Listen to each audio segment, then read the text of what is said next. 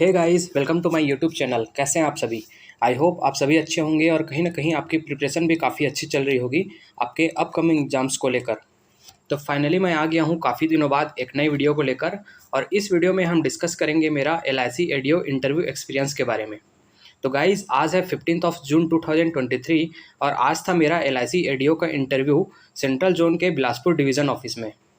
मैं बेसिकली छत्तीसगढ़ से बिलोंग करता हूँ, तो मैंने बिलासपुर डिवीज़न से ही अपना फॉर्म फिल किया था। गाइज़, मेरा रिपोर्टिंग टाइम था दोपहर को 2 बजे और हमें 1 घंटे पहले ही पहुँचना था, तो मैं टाइम पर पहुँच गया था। वहाँ जाते ही सबसे पहले हम लोग का डॉक्यूमेंट वेरिफिकेशन हुआ। तो सबसे पहले जान लेते हैं कि वेरिफिकेशन के टाइम क्या-क्या डॉक्यूमेंट्स रिक्वायर्ड थे। वहाँ पर हमें 10th की मार्कशीट, 12th की मार्कशीट, ग्रेजुएशन की मार्कशीट या फिर सेमेस्टर वाइज़ या फिर ईयरली वाइज़ जो भी आपने किया हो, प्लस डिग्री सर्टिफिकेट। देन अगर आपके पास मास्टर है तो उसकी सर्टिफिकेट, मार्कशीट और उसकी डिग्री सर्टिफिकेट। मैंने MBA किया हुआ था, तो मैंने अपना मार्कशीट और डिग्री सर्टिफिकेट वहाँ पे सबमिट किया। Then ID proof, PAN card या फिर Aadhaar card, print out of application form, और इसके अलावा कॉल लेटर जो आपको पोस्ट के थ्रू आया हो या फिर आपके मेल ID में जो आया हो उसका। देन ST SC OBC से अगर बिलोंग करते हैं आप तो सेंट्रल कास्ट सर्टिफिकेट आपके पास होना चाहिए। इसके अलावा अगर OBC से बिलोंग करते हैं तो एक डिक्लेरेशन फॉर्म भी है जो कि LIC की वेबसाइट में है, आपको मिल जाएगा, तो वो डिक्लेरेशन फॉर्म भी चाहिए था। देन 2 कंडक्ट सर्टिफिकेट हमको चाहिए था किसी भी रिस्पॉन्सिबल पर्सन से। अब वो रिस्पॉन्सिबल पर्सन कोई भी हो सकते हैं, जैसे कि आपके ग्राम प्रधान या फिर कोई MBBS government doctor, government school के प्रिंसिपल या फिर गवर्नमेंट कॉलेज के प्रिंसिपल या फिर lecturer, government bank manager, SDM, तहसीलदार, विधायक, कोई भी। देन अगर आपके पास एक्सपीरियंस है मार्केटिंग का तो आप एक्सपीरियंस सर्टिफिकेट भी वहाँ पे सबमिट कर सकते थे। गाइज़, जो मेल में आया है ना, बस उतना ही डॉक्यूमेंट आपको लेकर जाना है। एक्स्ट्रा कुछ भी लेकर जाने की आपको कोई ज़रूरत नहीं है। और अगर कुछ डॉक्यूमेंट वहाँ पे आपको नहीं भी होगा तो वो लोग अंडरटेकिंग लेके इंटरव्यू के लिए आपको परमिशन दे देते हैं। अब बात कर लेते हैं कि मुझसे क्या क्या क्वेश्चन पूछा गया। सबसे पहले मेरा नाम पूछा गया, देन इंट्रोड्यूस योरसेल्फ। फिर उन्होंने मुझे एजुकेशन बैकग्राउंड के बारे में वापस बताने के लिए बोला। Then about my previous work experience, जैसा कि मैं कार्वी स्टॉक ब्रोकिंग में पहले काम कर चुका था तो उसके बारे में मेरे से पूछा गया। उसके बाद ये पूछा गया कि आप वहाँ क्या काम करते थे। फिर उसके बाद उन्होंने पूछा कि अच्छा, कार्वी जो है एक इंश्योरेंस रिपोजिटरी भी है, रिपोजिटरी की तरह काम करती है, तो उसके बारे में उन्होंने पूछा कि इंश्योरेंस रिपोजिटरी क्या होती है, कार्वी कौन कौन से इंश्योरेंस कंपनी का रिकॉर्ड रखती है। Then tell us about your family background. Then उन्होंने मुझसे पूछा कि जैसा कि आपने पहले बताया कि आप पंडित फैमिली से बिलोंग करते हैं, तो क्या आपने पहले भागवत रीड किया है। देन उनका नेक्स्ट क्वेश्चन था, who is the main person of Bhagavad Gita, मतलब वो बेसिकली श्री कृष्ण जी के बारे में जानना चाह रहे थे। फिर उन्होंने मुझसे पूछा कि जैसा कि आपने पहले बताया कि आपका हॉबी जो है लिसनिंग एंड सिंगिंग म्यूज़िक है, तो आप इस फील्ड में क्यों आगे क्यों नहीं गए।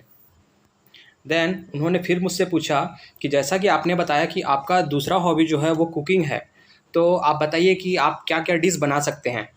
फिर मैंने जो भी बताया उसके बाद मैडम बोलती हैं कि पनीर की सब्ज़ी आपको बनाना आता है, तो मैं बोला कि हाँ, तो उसका प्रोसेस उन्होंने पूछा। देन उनका नेक्स्ट क्वेश्चन ये था कि जैसा कि आपने बताया कि आपने MBA किया हुआ है, तो वहाँ पे आपने बहुत सारे मैनेजमेंट के स्किल्स भी सीखे होंगे, तो उन स्किल्स के बारे में बताइए। देन उन्होंने एक कंडीशनल क्वेश्चन दिया कि अगर 2 पर्सन हैं और उनके बीच आपसी कुछ मनमुटाव है, डिस्प्यूट है, देन आप उनको कैसे मैनेज करेंगे, उनको आप कैसे कन्विंस करेंगे। और उन्होंने एक एग्जांपल भी जोड़ा कि यदि वो दोनों पर्सन आपके एजेंट होंगे तो आप उनको कैसे कन्विंस करेंगे।